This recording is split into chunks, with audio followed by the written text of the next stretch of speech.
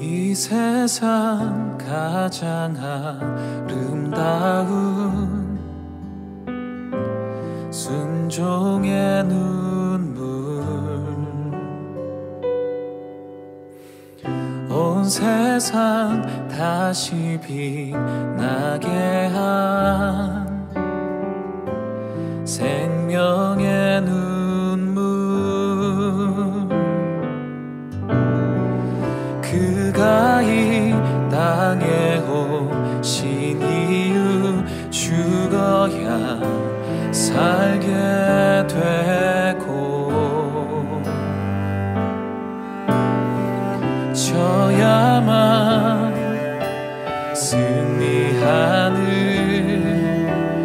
놀랍고 영원한 신비, 지으신 그대로 회복시킨 우리의 창조주 그리스도,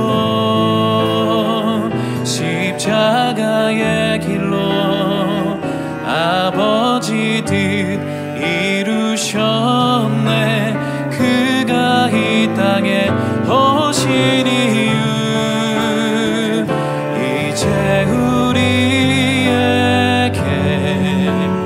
맡겨진 그 소망, 그 사랑, 그 생명, 아름답고 눈부신 십자가의 길, 우리가 이 땅에 살아갈 이유.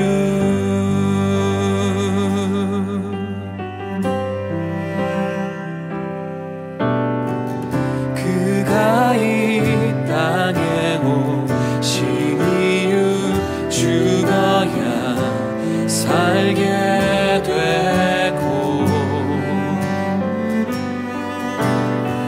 져야만 승리하는 놀랍고 영원한 신비, 지으신 그대로 회복시킨 우리의 창조주 그리스도, 십자가의 길로 아버지 뜻 이루셨네. 그가 이 땅에 오신 이유, 이제 우리에게 맡겨진 그 소망, 그 사랑, 그 생명, 아름답고 눈부신 십자가의 길, 우리가 이 땅에 살아갈 이유, 지으신 그대로 회복시킨 우리의 창조주 그리스도, 십자가의 길로 아버지 뜻 이루셨네. 그가 이 땅에 오신 이유, 이제 우리에게 맡겨진 그 소망, 그 사랑, 그 생명, 아름답고 눈부신 십자가의 길, 우리가 이 땅에 살아갈 이유, 지으신 그대로 회복시킨 우리의 창조주 그리스도, 십자가의 길로 아버지 뜻 이루셨네. 그가 이 땅에 오신 이유 이제 우리에게 맡겨진 그 소망, 그 사랑, 그 생명, 아름답고 눈부신 십자가의 길, 우리가 이 땅에 살아갈 이유.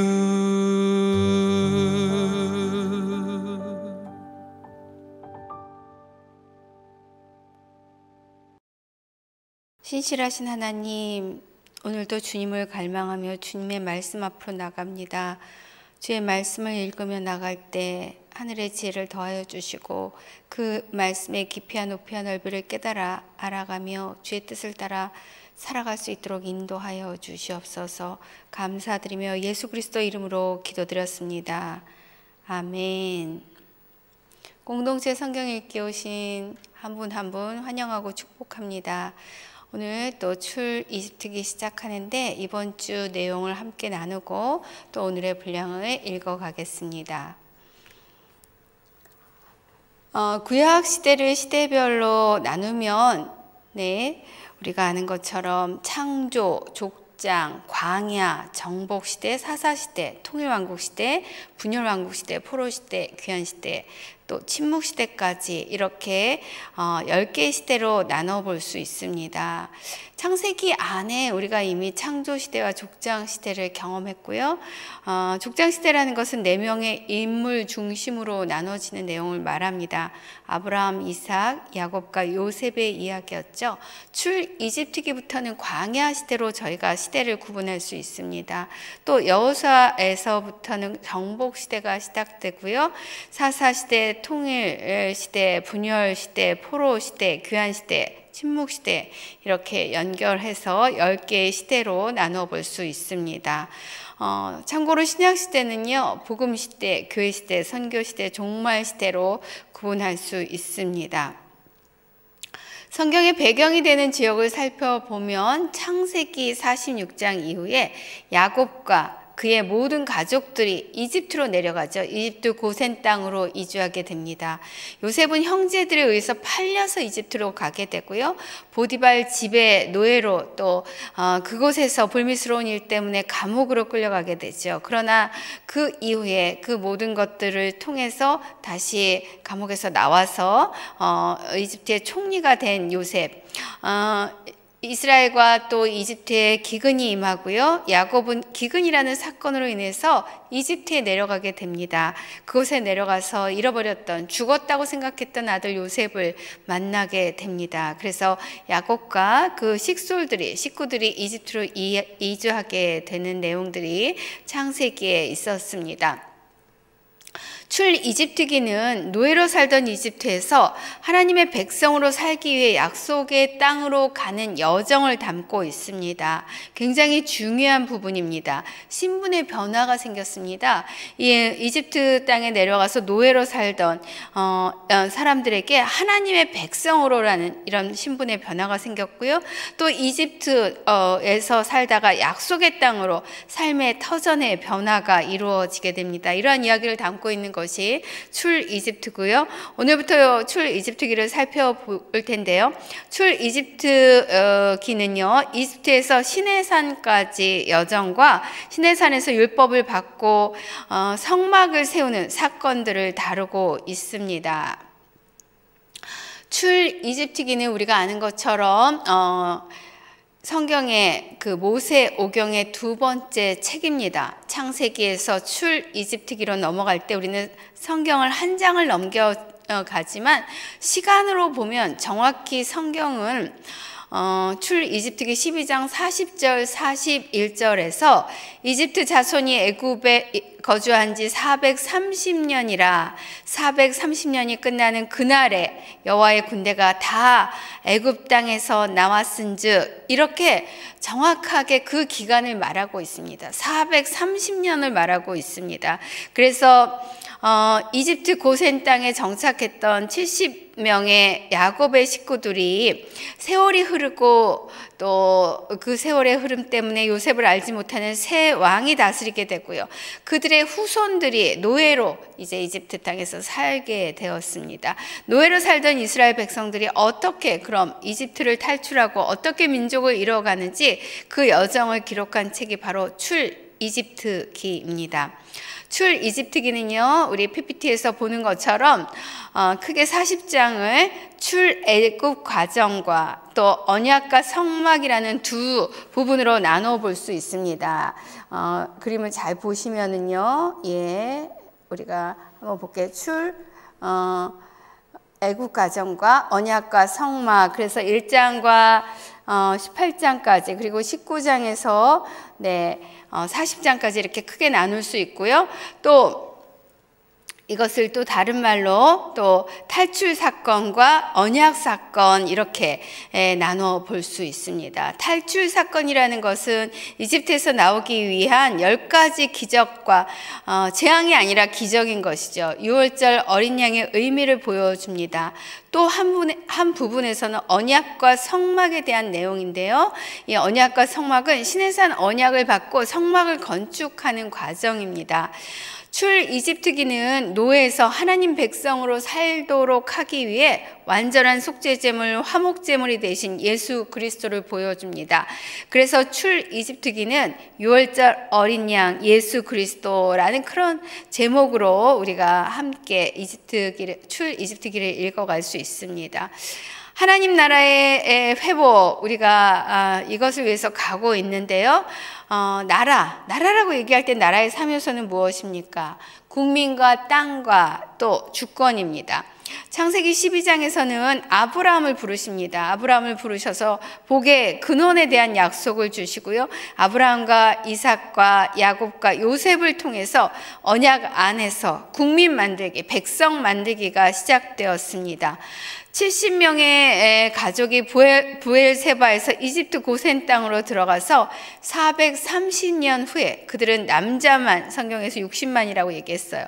그래서 우리가 백성을 한 200만 이상으로 볼 수 있는데요. 출이집트기 12장 37절에 우리가 볼 수 있습니다. 히브리 민족에서 이제는 이스라엘 국가가 되는 내용이 출이집트기인 것입니다. 이스라엘은요 국가명이에요. 그리고 유대는 우리가 유대 이렇게 얘기하는 것은 지파죠. 유대 지파, 또 지역명이기도 하고요. 히브리는 또 다른 언어라는 그런 민족명과 함께 언어라는 그런 의미를 담고 있고요. 히브리라는 말은 말 자체에서는요 강을 건너는 사람, 유랑자, 방랑자라는 의미를 담고 있습니다. 그래서 강을 건너오는 사람들을 히브리 민족이라고 얘기했었죠. 두 번째, 하나님 백성이 영토를 찾아가는데요. 그러면 출이집트기에서 하나님의 주권은 무엇으로 나타납니까? 법인 것입니다. 법. 통치를 위한 법. 하나님 나라 백성이 지켜야 할 법. 하나님께서 주신 십계명, 이 언약이 주어집니다. 그리고 성막의 설계도가 주어지고 그것이 지어지는 내용을 담고 있는 것이 출이집트기입니다. 창세기 12장에서는 아브라함을 부르시고 복의 근원에 대한 언약을 주셨습니다. 그래서 아브라함과 이삭과 야곱과 요셉을 통해서 그 언약이 성취되는 과정을 우리가 보고 있는 것입니다. 네. 계속해서 보면 출이집트기의 1장은 모세를 준비시킨 하나님을 만날 수 있습니다. 창세기에서 출이집트기로 넘어가는 시간이 430년이라고 했습니다. 그 430년을 통해서 이제 이집트의 노예로 살고 있던 이스라엘 백성들이 어떻게 그곳을 나와서 하나님의 나라, 하나님의 땅으로, 하나님이 인도하신 약속의 땅으로 가는지 보게 되는데요. 이집트기 1장에서는 모세를 이집트 왕자로 준비시키시는 모습이 나옵니다. 모세는 이집트에서 왕자로서 왕궁의 교육과 문화를 배우게 되는데요. 이것은 이렇게 준비시킨 것은 실제적으로 그 이집트에 우리가 잘 아는 피라미드를 건축하는 그런 기술들을 경험하고 그것이 이제 성막을 짓는 지혜를 배우게 되는 것이고요.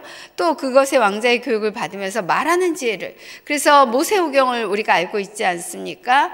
창세기, 출이집트기, 레위기, 민수기, 신명기, 이렇게 모세오경이라고 하는데 이것을 기록할 수 있는 그 지혜를 갖게 됐다는 것이죠. 또 출이집트에서 가능한 리더십을 갖추게 됩니다. 두 번째는 목자로 준비시키셨다는 거예요. 어쩔 수 없는 상황 때문에 이집트를 떠나야 했고, 그래서 미디안 광야로 들어가서 40년을 보내게 됩니다. 출 이집트 후에 미디안 길의 인도자로 모세를 준비시키신 것을 알 수 있습니다. 또 5장에서 11장에서는요 모세를 지도자로, 그 리더십을 갖추는 모습을 볼 수 있는데요, 이 60만이나 되는 200만이나 되는 이스라엘 백성들을 약속의 땅으로 인도하는 지도자의 역할을 감당할 수 있도록 그것을 준비시키셨다는 것을 볼 수 있습니다. 출 이집트기 시기에 이집트 왕조를 보면은요, 사실 요셉이 있던 시기는 우리가 힉소스 왕조라고 얘기합니다. 이 힉소스 왕조는요 아시아 이민족 정부가 세운 왕조입니다.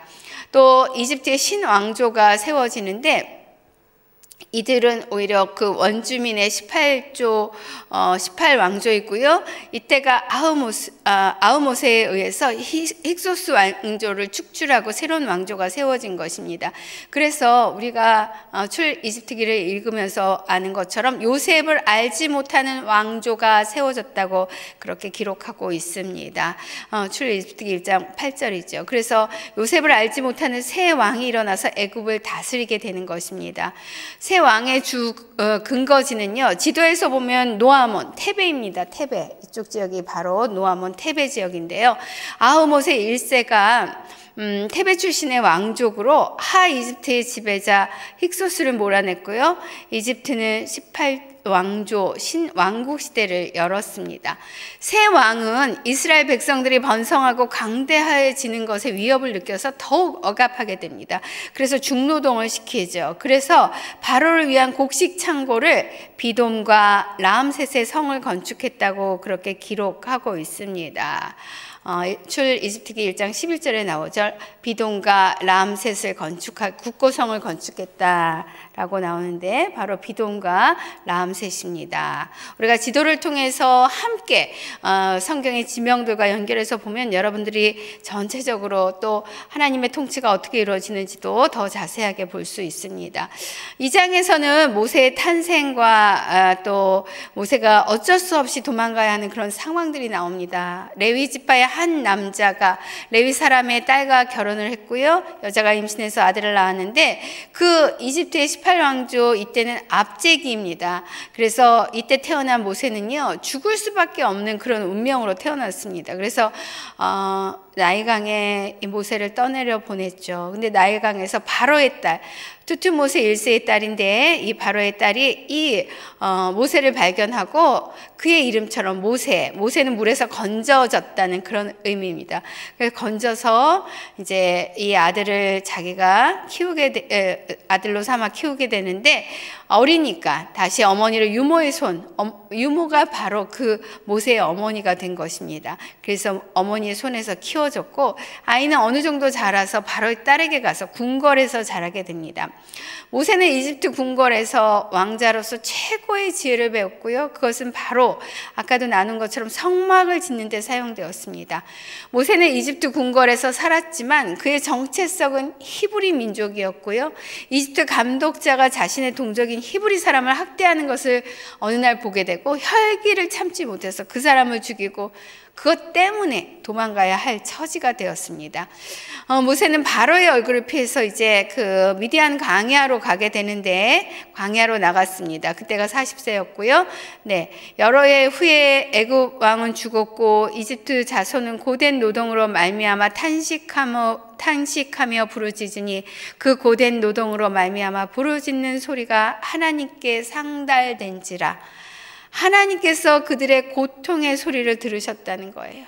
하나님이 아브람과 이삭과 야곱에게 세운 그의 언약을 그래서 기억하시고 하나님이 이스라엘 자손을 돌보셨고 하나님이 그들을 기억하셨더라, 이렇게 성경은 기록하고 있습니다.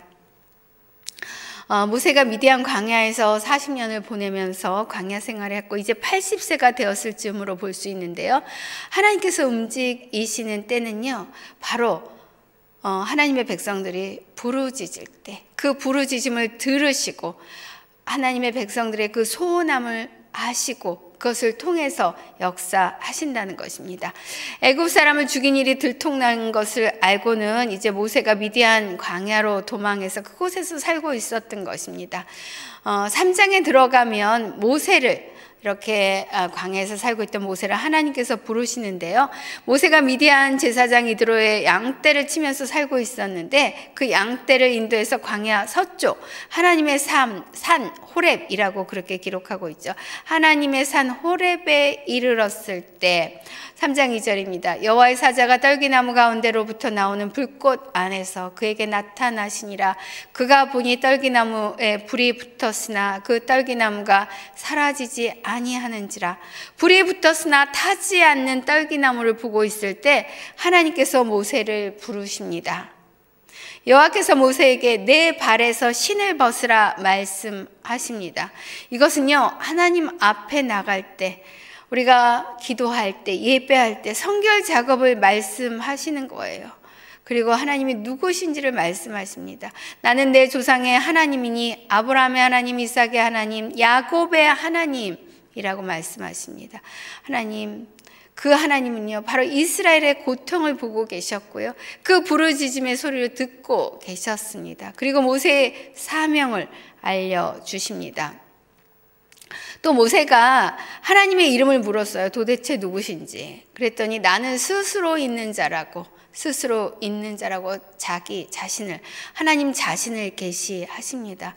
스스로 있는 자, 피조물이 아니라 창조주라는 것이죠. 타자에 의해서 존재 규명이 필요 없는 근원적인 존재라는 것입니다. 우리가 꼭 기억해야 할 것, 하나님과 우리는 다릅니다. 하나님은 창조주이시고 우리는 그의 피조물이라는 것이죠. 하나님은 스스로 계신 창조주이시고 우리는 그의 피조물입니다. 그가 누구신지를 아는 것, 내가 누군지를 아는 것, 이것이 인생의 가장 중요한 질문이고 답이라는 것이죠. 이스라엘은 아브람과 이삭과 야곱의 하나님은 바로 언약에서 예수 그리스도의 계보로 이어지는 이스라엘 백성을 의미합니다. 신약에서도 예수님이 자기 자신을 계시하셨는데요. 예수님은 내가 생명의 떡이다, 또 세상의 빛이다, 또 양의 문이다, 선한 목자다, 부활이요 생명이다, 길이요 진리요 생명이다, 나는 참 포도나무다, 너희는 가지다, 이렇게 자기 자신을, 에고에이미, 나는 누구이다라고 자기 자신을 계시하셨어요. 출애굽기 3장 18절에서는요 이스라엘 백성을 이집트 시키시는 이유가 나옵니다. 모세가 이집트 왕 앞에 가서 계속 얘기하죠. 우리가 우리 하나님 여호와께 제사를 드리려고 하오니 우리를 놓아달라고. 여호와께 드리는 제사는 무엇입니까? 바로 예배입니다. 우리가 예배를 드려야 할 대상, 그 앞에 나가 예배 드리기 위해서 우리는 나가야 된다는 것입니다. 출이집트 과정은요 하나님의 온전한 계획하심을 볼 수 있습니다. 이집트 노예였지만 그들이 그냥 나오게 하지 않으시고요, 그들의 필요를 먼저 채우십니다. 3장 22절에 가면 그냥 나오게 하지 않으시고 필요를 채우시는, 너희는 애굽 사람들의 물품을 취하여라. 아브라함이 애굽 바로 앞에서 이삭이 그랄의 아비멜렉 왕 앞에 나올 때 이스라엘 백성들이 이집트에서 나올 때도 그들의 노동의 대가를 계산하신 것이 아닙니까? 우리의 모든 것을 아시는 하나님, 우리의 필요를 아시는 하나님, 그 하나님이 바로 저와 여러분 가운데 함께하고 계신 줄 믿습니다. 4장에 들어가면 모세를 보내기 위한 표적들이 시작됩니다. 표적을 보여주시는데요, 2절에서는 지팡이를 던져보라 하죠. 뱀으로 되었던 그 뱀을 다시 꼬리를 잡으라고. 뱀의 꼬리를 잡으면 어떻게 되는지 아시죠? 그런데 그것을 순종했을 때 그것이 어떻게 지팡이로 다시 변화되는 것을 볼 수 있습니다. 손을 품에 넣으라고, 그래서 꺼내보니까 나병이 걸렸어요. 다시 품에 넣으라고 말씀하시고, 이런 표적들을 통해서 하나님이 하나님 되심을 보여주십니다. 나일 강물을 떠와서 땅에 부으라고, 그것이 피를 보내는 것을 보게 하셨죠. 또 이들이 정말 가장 중요한 것은 무엇입니까? 4장 24절 25절에 보면 십보라가 아들을 할례하는 장면이 나옵니다. 할례를 행하게 하시는데요, 이것은 우리의 정결 예식과 같습니다. 그래서 우리가 그러한 모든 것들을 통해서 하나님 앞에 나갈 수 있다는 것을 보여줍니다. 또 시내산 하나님의 산에서 아론과 모세가 만납니다. 이런 내용들이 4장까지 이어지고 있고요. 7장부터는 10가지 기적, 보통은 10가지 재앙이라고 얘기하는데 기적이라고 보는 것이 합당하다고 생각합니다. 10가지 기적. 이 재앙의 목적은 무엇입니까? 다신교였던 이집트의 우상들을 심판하셨다는 것이죠. 젖줄인 나일강과 비옥한 땅도 아무것도 아님을 보여주셨고요, 하나님의 구원을 보여주셨습니다. 모세, 히브리인, 이집트, 열방도 하나님이 누구신지 계시하시기 위해서 모든 사람이 하나님이 구원자이심을 알게 하기 위함이라고 말씀하십니다. 또 내 백성들과 내 백성들을 구별하시는 것입니다. 고센 땅에서 살고 있었던 이 이스라엘 백성들, 그들을 내 백성으로 구별하셨다는 것이죠. 그래서 이스라엘 자손이 있는 곳에는 빛이 있었다는 것을 말씀하고 있습니다. 또 12장에 가면 10번째 재앙을 내리시는 날을 말씀하십니다. 10일에 어린 양을 준비하고 또 준비하고 14일까지 잘 간직하고 있다가 저녁 무렵에 잡고 그 피는 집의 문틀 양쪽과 위쪽에 바르라 하십니다. 그날 밤에 불에 구운 고기, 쓴나물을 먹고 누룩 없는 빵을 먹고, 이것이 여호와의 유월절이라고, 6월절 넘어간다는 그런 의미를 갖고 있죠. 그날 밤에 처음 난 모든 것들을 치고 이집트의 모든 신들을 심판할 것이라고 말씀하십니다. 근데 그 심판을 넘어갈 수 있는 것은 오직 어린 양의 피였다는 것입니다. 이 심판이 넘어갈 수 있는 그 기준은 바로 피라는 것입니다. 피가 발라 있으면 지나가시고, 그래서 유월절이라고 하는 것이죠. 12장에 보면 고센 땅이 나오죠. 여호와께서 이 땅을 지나가실 때 피를 보시면 그 땅에 이스라엘 백성들과 또 이집트 백성들이 있었지만, 이스라엘 백성을 여호와의 모든 군대로 부르시고 약속의 땅을 취할 사명자들로 보내셨습니다. 또 할례를 하면 모든 사람들에게 동일하게 이러한 적용이 됩니다. 이방인도 십자가는 막힌 담을 허시는 것이고요, 유대인이나 헬라인이나 종이나 자유자나 모두 오직 예수 그리스도를 믿음으로 세례를 받고 구원을 얻을 수 있다는 것입니다. 6월절 어린 양이 되신 예수 그리스도를 우리가 다시 만날 수 있습니다. 12장까지 이어지는 내용이었고요. 13장에서 19장까지를 살펴보면 출이집트기 드디어 이제 이집트에서 나오는 출국하는 내용입니다. 노아몬에서 라암셋까지 7,000km 정도 됩니다. 7,000km. 우리가 부산까지 430km 정도 되는데, 그걸 상상하면서 여러분들이 얼마나 먼 거리인지를 볼 수 있습니다. 라암셋에서 시내산까지는 370km 정도 되고요. 라암셋에서 해변길을 따라 네게부의 그랄까지 275km, 10일 정도면 가나안에 도착할 수 있는데요. 그러나 하나님은 이 길로 인도하지 않으십니다. 왜 그러셨을까요? 이집트 수비대가 지키고 있었기 때문에 성경은 전쟁을 하게 되면 마음을 돌이켜 이집트로 돌아갈까 하셨습니다. 그래서 이들을 홍해길로 인도하셨다는 것입니다. 홍해길로 가기 위해서 숫곳에 이르렀을 때 이곳에서도 곧장 가데스바네아로 질러가는 술길이 열리는데요, 이것도 허락하지 않으셨습니다. 광야 끝에 있는 에담의 진을 치고 사람들이 가장 이용하지 않는 길로 인도하십니다.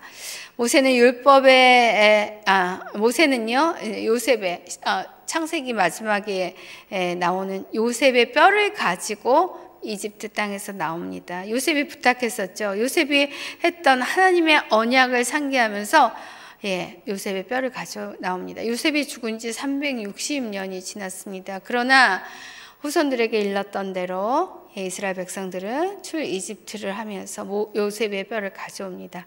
14장으로 넘어가면 홍해를 건너는 구원의 사건이 나옵니다. 우리가 그 부분을 읽으면서는 정말 한편의 영화 같은 감동을 경험할 수 있습니다. 14장은 바알스본 맞은편 바닷가 홍해 앞이라는 거예요. 여기가 홍해 앞에 머물면서 구름 기둥 불 기둥으로 인도하시지만 그 길이 꼭 평탄한 길은 아닐 수 있습니다. 하나님과 함께하는 길이 형통한 길이고요. 바로를 완악하게 하셔서 다시 이집트 군대가 쫓아오지요. 이스라엘을 해변길도 아니고 술길도 아니고 홍해 앞으로 인도하십니다. 그 이유는 바로 14장 17, 18절에 있는 것처럼 이집트 사람들이 여호와인 줄 알게 하시기 위해서 광야의 동풍, 아라비아 사막의 동풍은요 열기로 광야를 만드는데 여호와께서는 큰 동풍을 일으키셔서 바닷물이 물러가서 갈라져 마른 땅이 되게 하셨습니다. 하나님의 질서 안에서 우리를 위해 싸우시는 하나님, 이스라엘은요 홍해를 마른 땅으로 건넜다는 거예요. 상상하실 수 있겠습니까? 완전 무장한 이집트 군대는요 질퍽거리며 갈 바를 몰라 할 때 다시 바닷물이 제자리로 덮여서 살아남은 자가 하나도 없었다고 기록하고 있습니다. 이스라엘도 이집트 사람들도 여호와께서 하신 큰 일을 보았고요, 여호와와 그의 종 모세를 믿게 되었습니다. 사실 약속의 땅으로 가야 하는데 이들에게 여호와와 모세에 대한 믿음 없이는 갈 수 없는 것입니다. 리더와의 관계가 어떠해야 되는지 우리는 분명하게 알 수 있습니다. 우리의 신앙 여정에서도 하나님에 대한 절대적인 믿음이 흔들리면서 다 흔들리는 것이죠. 나의 인생에도 역사하시는 하나님을 만나고 또 믿음의 증거들이 우리로 주님의 길을 따라가게 하는 것입니다. 15장은 우리가 모세의 노래라고 얘기합니다. 모세는 여호와께서 행하신 모든 일들을 노래합니다. 우리의 삶이 그렇게 여호와 앞에 노래로 드려지길 바랍니다. 15장 22절부터는 광야의 여정이 나오는데요. 홍해에서 수르 광야로 들어갔고 3일 동안 다녔고 물이 없었고 또 그래서 마라에 도착하죠. 바다 가까이 있는 샘이어서 물이 썼다는 건 짠물이라는 거죠. 불평이 나옵니다. 그런데 나뭇가지를 던지라고 해서 그 쓴물을 단물로 바꾸게 하십니다. 이것이 광야에서의 첫 번째 기적이라 말할 수 있고요.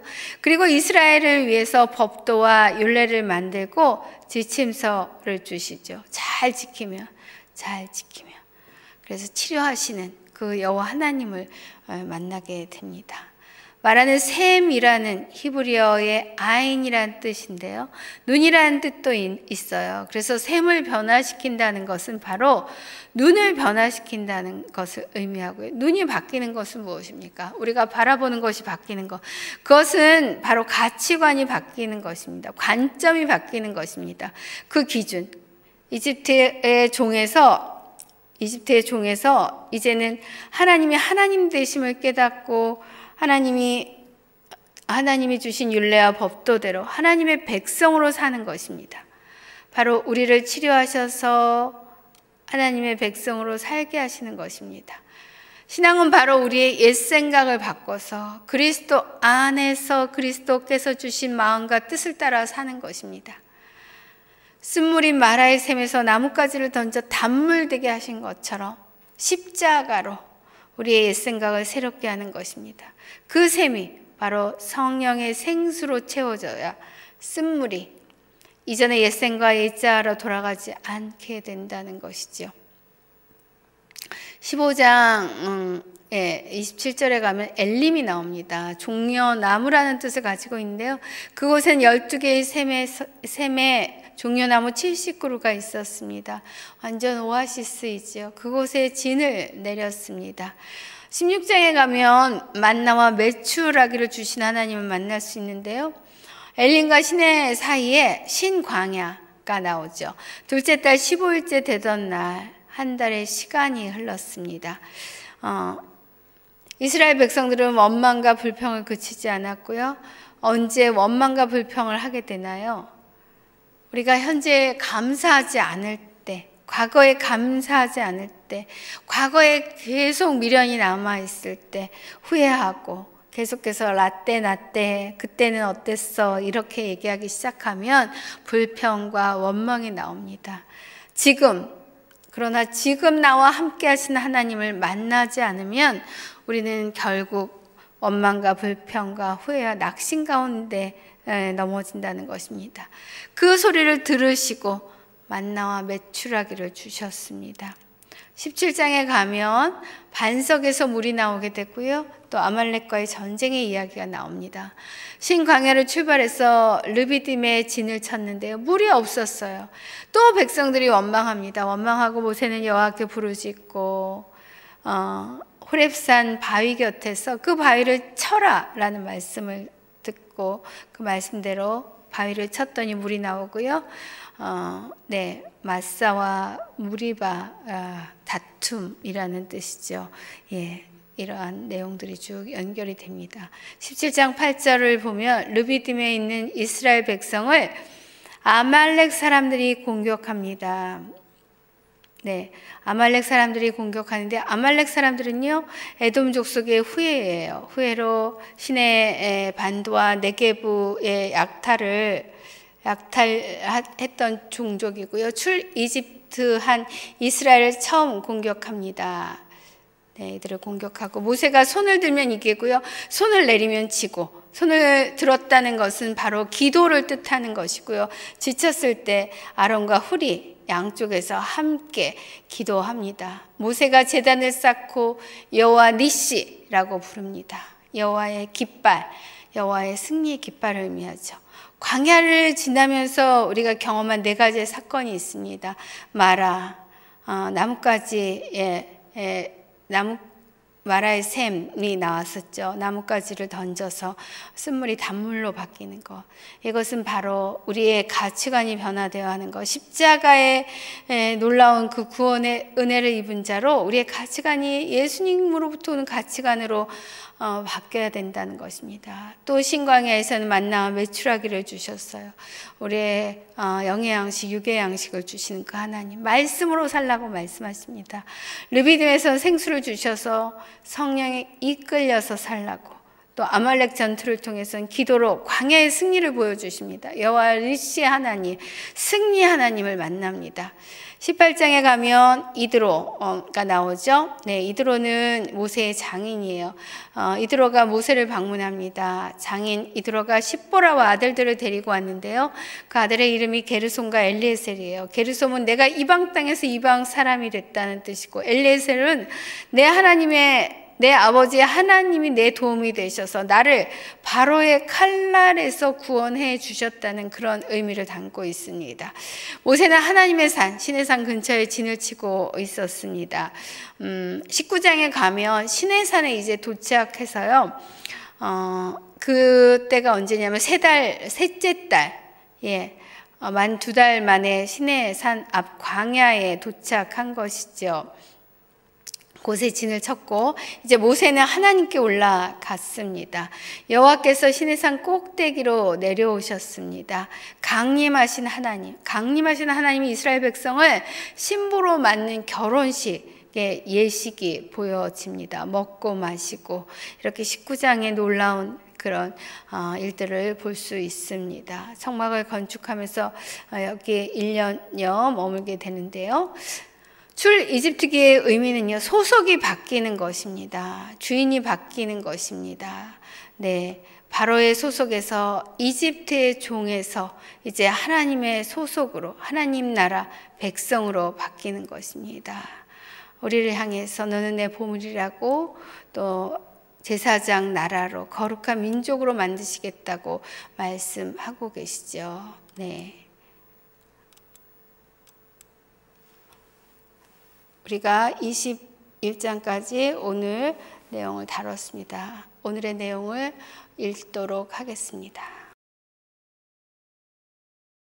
출애굽기 1장. 야곱과 함께 각자 자기 식구를 데리고 이집트로 간 이스라엘 아들들의 이름은 르우벤, 시므온, 레위, 유다, 이사갈, 스불론, 베냐민, 단, 납달리, 갓, 아셀입니다. 요셉은 이미 이집트에 있었습니다. 야곱스라의 자손들은 모두 70명이었습니다. 요셉과 그의 형제들 그리고 그 시대의 사람들은 다 죽었습니다. 그러나 이스라엘 자손은 자식을 많이 낳아 크게 번성하고 대단히 강대해졌으며 땅에는 이스라엘 자손들로 가득 차게 됐습니다. 요셉을 알지 못하는 새로운 왕이 일어나 이집트를 다스렸습니다. 새 왕은 자기 백성에게 말했습니다. 보라, 이스라엘 민족이 우리보다 많고 강대하다. 자, 그러니 우리가 그들을 대할 때 지혜롭게 행동하자. 그러지 않으면 그들이 더 많아져서 만약 전쟁이라도 일어난다면 우리의 적들과 연합해 우리를 대적해 싸우고 이 땅에서 떠날 것이다. 그들은 감독관을 세워 이스라엘 백성들을 억압하고 중노동을 시켰습니다. 그래서 이스라엘은 바로를 위한 곡식 창고로 쓰는 성인 비돔과 람셋을 건축해야 했습니다. 그러나 그들이 억압하면 할수록 이스라엘 자손은 오히려 더욱 번성하고 인구도 많아졌습니다. 그러자 이집트 사람들은 이스라엘 민족이 두려워서 그들을 심하게 혹사시켰습니다. 이집트 사람들은 이스라엘 민족에게 배반죽과 벽돌 굽기와 온갖 밭일 등의 고된 노동을 시켜 그들의 삶을 고달프게 만들었습니다. 이렇듯 이집트 사람들이 시키는 일은 모두 혹독하기 짝이 없었습니다. 바로는 이집트 왕이 히브리 산파인 십부라와 부하에게 말했습니다. 너희가 히브리 여자들의 해산을 도울 때 그 낳는 것을 잘 보고 있다가 아들이면 죽이고 딸이면 살려라. 그러나 이 산파들은 하나님을 경외했기 때문에 이집트 왕이 시키는 대로 하지 않고 아들이라도 살려주었습니다. 그러자 이집트 왕이 그 산파들을 불러 너희가 왜 이렇게 했느냐? 왜 아들들을 살려두었느냐? 라고 물었습니다. 그러자 산파들은 바로에게 히브리 여자들은 이집트 여자들과 달리 튼튼해 산파가 도착하기도 전에 아기를 낳아버립니다. 라고 대답했습니다. 그래서 하나님은 산파들에게 은혜를 베푸셨습니다. 이스라엘 백성들은 번성하고 매우 강해졌습니다. 산파들이 하나님을 경외했으므로 하나님께서는 그들의 집을 번성하게 하셨습니다. 그러자 바로는 모든 백성들에게 아들을 낳으면 다 나일강에 던져버리고 딸이면 살려두라고 명령을 내렸습니다.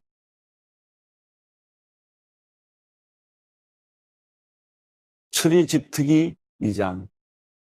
그때 레위 지파의 한 남자가 레위 사람의 딸과 결혼하게 됐습니다. 여자가 임신의 아들을 낳았는데 그 아기가 너무나 잘생겨 3개월 동안 숨겨두고 키웠습니다. 그러나 더 이상 숨길 수 없게 되자 여자는 갈대 상자 하나를 준비하고 거기에다 엽청과 송진을 바르고 아기를 그 안에 넣었습니다. 그리고 갈대 상자를 나일강 뚝을 따라 나 있는 갈대 사이에 두었습니다. 아기의 누나는 멀찌감치 서서 어떻게 될지 지켜보고 있었습니다. 그때 마침 바로의 딸이 나일강에 목욕하러 내려오고 그네 시녀들은 강둑을 따라 거닐고 있었습니다. 바로의 딸은 갈대 사이에 있는 상자를 보고는 자신의 여종에게 가져오라고 시켰습니다. 바로의 딸이 상자를 열어보니 한 아기가 울고 있었습니다. 바로의 딸은 불쌍한 마음이 들어 히브리 사람의 아기인가 보다 라고 말했습니다. 그때 아기의 누나가 바로의 딸에게 제가 가서 공주님 대신에 아기에게 젖을 먹일 히브리 여자를 한 명 데려올까요? 라고 말했습니다. 바로의 딸은 그렇게 하라고 대답했습니다. 그러자 아기의 누나는 가서 그 아기의 엄마를 데려왔습니다. 바로의 딸은 이 아기를 데려다가 나를 대신에 젖을 먹여라. 내가 대가를 주겠다. 라고 했습니다. 그리하여 그 여인은 아기를 데려다가 젖을 먹여 키웠습니다. 아이가 어느 정도 자라자 그녀는 아이를 바로의 딸에게 데려다 주었고 아이는 그의 아들이 됐습니다. 바로의 딸은 내가 그를 물에서 건졌다. 라고 하며 이름을 모세라고 지어주었습니다. 세월이 흘러 모세는 어른이 됐습니다. 어느 날 모세는 자기 민족이 있는 곳에 나갔다가 그들이 중노동하는 것을 지켜보았습니다. 모세는 어떤 이집트 사람이 자기 동족인 히브리 사람을 때리는 것을 보다가 이리저리 살펴 아무도 없는 것을 보고는 그 이집트 사람을 죽여 모래 속에 묻었습니다. 다음날 모세가 나가보니 히브리 사람 둘이 싸우고 있었습니다. 모세가 잘못한 사람에게 왜 동족끼리 치고받고 싸우는 것이냐고 말했습니다. 그 잘못한 사람은 누가 너를 우리 통치자나 재판관으로 세웠느냐? 내가 이집트 사람을 죽이더니 이제 날 죽일 생각이냐? 라고 말했습니다. 그러자 모세는 두려워하며 속으로 내가 한 짓이 탄으로 났구나 하고 생각했습니다. 바로는 이 사실을 듣고 모세를 죽이려고 했습니다. 그러나 모세는 바로의 얼굴을 피해 도망쳐 미디안으로 가서 살았습니다. 바로는 모세가 미디안의 한 우물가에 앉아 있을 때였습니다. 미디안 제사장에게 딸 7이 있는데 물을 기르러 와서는 구유에다 그 아버지의 양떼에게 줄 물을 채웠습니다. 그런데 몇몇 양치기들이 와서 미디안 제사장의 딸들을 쫓아내는 것이었습니다. 그때 모세가 일어나 딸들을 도와주었고 그 양들에게 물을 먹여주었습니다. 그 딸들은 자기 아버지 후엘에게로 되돌아갔습니다. 그러자 그 아버지가 오늘은 웬일로 이렇게 일찍 돌아왔느냐 하고 물었습니다. 딸들은 어떤 이집트 사람이 우리를 양치기들에게서 구해주었습니다. 게다가 우리를 위해 물도 길어주고 양들에게도 물을 먹여주었습니다. 라고 대답했습니다. 아버지는 그가 어디 있느냐? 왜 그를 그냥 두고 왔느냐? 그를 불러 음식을 대접하자 라고 딸들에게 말했습니다. 그리하여 모세는 흔쾌히 르우엘과 함께 살기로 했습니다. 르우엘은 자기 딸 십보라는 모세에게 주었습니다. 십보라는 모세에게 아들을 낳아 주었습니다. 모세는 아들의 이름을 게르솜이라고 지었습니다. 모세가 말하기를 내가 이방 땅에서 이방 사람이 됐다 라고 했기 때문이었습니다. 오랜 세월이 흘러 그 이집트 왕이 죽었습니다. 이스라엘 민족은 중노동으로 인해 신음하며 울부짖었습니다. 그러자 이스라엘 민족의 울부짖는 소리가 하나님께 이르렀습니다. 하나님께서는 이스라엘 민족의 신음 소리를 들으시고 아브라함과 이삭과 야곱과 맺은 언약을 기억하셨습니다. 하나님께서는 이스라엘 백성들을 보시고 그들에게 관심을 기울이셨습니다. 출이 집특기 3장. 모세가 자기의 장인어른인 미디안 제사장 이드로의 양떼를 치고 있을 때였습니다. 모세가 양떼를 몰고 광야 서쪽으로 가다가 하나님이 산 호렙에 이르게 됐습니다. 그곳에서 여호와의 천사가 떨기나무 가운데 타는 불꽃 속에서 모세에게 나타났습니다. 모세가 보니 떨기나무에 불이 붙어 있는데 타지는 않았습니다. 그래서 모세는 내가 가서 저 이상한 광경을 봐야겠다. 어떻게 떨기나무가 타지 않는 것일까? 라고 말했습니다. 여호와께서 모세가 자세히 보러 오는 것을 보시고 떨기나무 가운데서 모세야 모세야 하고 부르셨습니다. 그러자 모세는 제가 여기 있습니다 하고 대답했습니다. 하나님께서 더 이상 가까이 다가오지 마라. 내가 서 있는 곳은 거룩한 땅이니 내 발에서 내 신을 벗어라 라고 말씀하셨습니다. 그러고는 나는 내 조상의 하나님, 곧 아브라함의 하나님, 이삭의 하나님, 야곱의 하나님이다 라고 하셨습니다. 그러자 모세는 자기 얼굴을 숨겼습니다. 모세는 하나님을 보기가 두려웠기 때문이었습니다. 여호와께서 말씀하셨습니다. 내가 진실로 이집트에 있는 내 백성들의 고통을 보았으며 그들이 감독관들 때문에 울부짖는 소리도 들었다. 나는 그들의 고통을 잘 알고 있다. 그래서 내가 내려온 것이다. 내가 그들을 이집트 사람들의 손에서 구해내고 그 땅에서 그들을 이끌어내어 아름답고 넓은 땅, 젖과 꿀이 흐르는 땅, 곧 가나안 족속과 헷 족속과 아모리 족속과 브리스 족속과 히위 족속과 여부스 족속의 땅으로 인도할 것이다. 이제 이스라엘 백성들의 울부짖는 소리가 내게 들렸고 이집트 사람들이 그들을 억압한 것을 내가 보았다. 그러니 이제 너는 가거라. 내가 너를 바로에게로 보내 너로 하여금 내 백성 이스라엘 자손을 이집트에서 이끌어내게 할 것이다.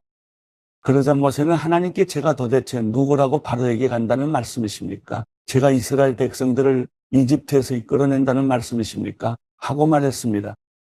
하나님께서 내가 분명히 너와 함께 할 것이다. 내가 백성들을 이집트에서 인도해내고 나면 이 산에서 하나님께 예배할 것인데 이것이 내가 너를 보냈다는 표적이 될 것이다. 라고 말씀하셨습니다. 모세는 하나님께 제가 이스라엘 백성들에게 가서 너희 조상의 하나님께서 나를 너희에게 보내셨다. 라고 할 때 그들이 그의 이름이 무엇이냐 하고 물으면 제가 뭐라고 해야 합니까? 라고 말했습니다. 하나님께서 모세에게 말씀하셨습니다. 나는 스스로 있는 자다. 너는 이스라엘 백성들에게 말하여라. 스스로 있는 자가 나를 너희에게 보냈다. 라고 말이다. 하나님께서 또 모세에게 말씀하셨습니다. 이스라엘 백성들에게 말하여라. 여호와 너희 조상의 하나님, 곧 아브라함의 하나님, 이삭의 하나님, 야곱의 하나님이 나를 너희에게 보내셨다. 라고 말이다. 이것이 내 영원한 이름이여 대대로 기억해야 할 내 이름이다. 그러니 너는 가서 이스라엘 장로들을 모으고 그들에게 말하여라. 여호와 너희 조상의 하나님 곧 아브라함과 이삭과 야곱의 하나님께서 내게 나타나 말씀하셨다. 내가 너희를 지켜보고 있었고 이집트에서 너희가 당한 일을 보았다.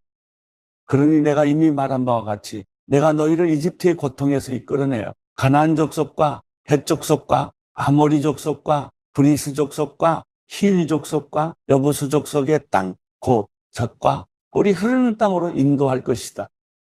그러면 이스라엘의 장로들이 내 말을 들을 것이다. 너는 그 장로들과 함께 이집트 왕에게 가라. 그리고 그에게 말하여라. 히브리 사람들의 하나님 여호와께서 저희를 만나 주셨습니다. 그러니 이제 저희가 광야로 3일 길을 가서 저희 하나님 여호와께 제사를 드리게 해 주십시오. 라고 말이다.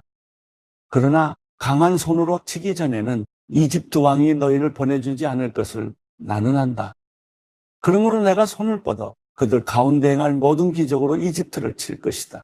결국 이집트를 치고 나야 그가 너희를 보내줄 것이다. 그리고 이집트 사람들로 하여금 이 백성들에게 호의를 베풀게 해 너희가 떠날 때 빈손으로 가지 않게 해줄 것이다. 모든 여자는 각자 자기 이웃의 여인이나 자기 집에 사는 이방 사람에게 은폐물과 금폐물과 옷을 달라고 해서 너희의 아들, 딸들을 꾸며주어라. 너희는 이렇게 이집트 사람들의 물건들을 빼앗게 될 것이다. 우리를 주의 택한 백성으로 구원하여 주셔서 주님 하나님을 알아가고 하나님을 예배하는 자로 살게 하시니 감사합니다. 아버지, 그저 노예로 살지 않게 하시고 우리의 정체성이 하나님 안에 있다는 것, 하나님의 백성이라는 것, 하나님의 자녀라는 것, 또 우리를 향하여 그 약속의 말씀을 붙잡고 약속의 땅으로 날마다 나아가게 하시니 감사합니다. 주님, 말씀을 통해서 주님을 더 깊이 만나고 주의 들려주시는 그 음성 앞에 화답하며 나가는 예배자가 되게 하여 주시옵소서. 오늘도 그렇게 살게 하실 주님을 찬양하며 이 모든 것을 올려드리며 이제는 우리 주 예수 그리스도의 그 크신 은혜와 하나님 아버지 끝없는 사랑과 성령 하나님의 감동, 교통, 역사하심이 주의 말씀을 사모함으로 예배하는 모든 성도들과 그 권속들과 그들의 기도 가운데 지금부터 영원히 함께 하시기를 간절히 축원하옵나이다. 아멘.